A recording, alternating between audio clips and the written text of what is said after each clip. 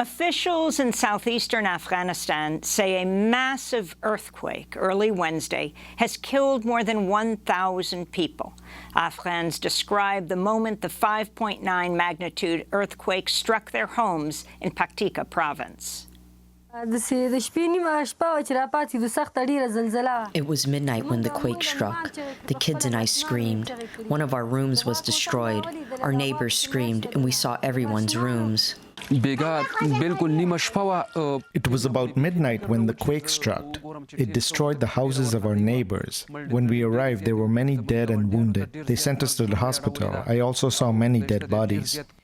The death toll from the earthquake is expected to rise. Thousands have been injured, lost their homes and everything they owned.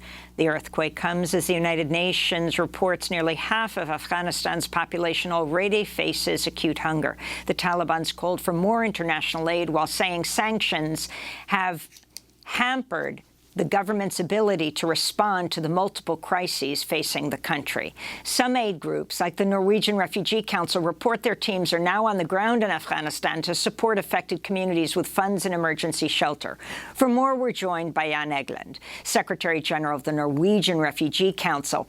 Now, he's in Somalia, which we're going to talk about in a minute. But first, Jan, if you can talk about the situation in Afghanistan after this devastating earthquake and what kind of humanitarian work is underway, what needs to get to the affected area. The situation in eastern Afghanistan, in Khost and in Paktia, is truly desperate. It's like all of the plagues of the Bible falling down on these very poor people at the same time. So we have been operational in Afghanistan for decades. We have 1,408 workers on the ground.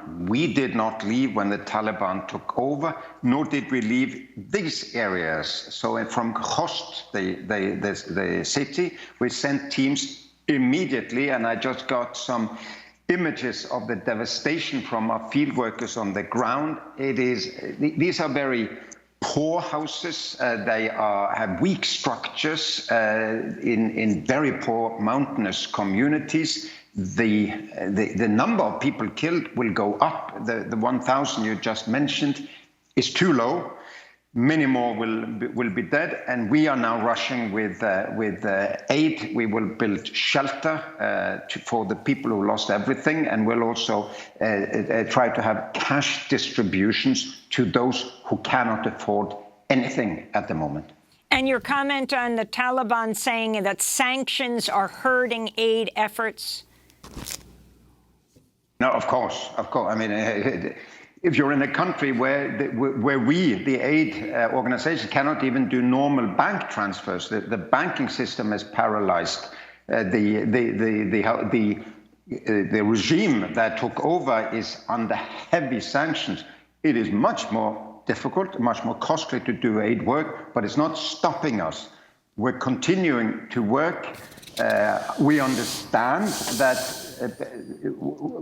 people are as angry as we are that the Taliban are preventing girls from getting secondary education, but it would be the ultimate insult to these girls that they starve to death and perish in earthquakes because of our opposition to the education policies of Taliban. So of course we have to help, and the sanctions must give a much more clear blanket exemption to humanitarian work. We need to be able to do financial transactions normally, so to our aid workers on the ground.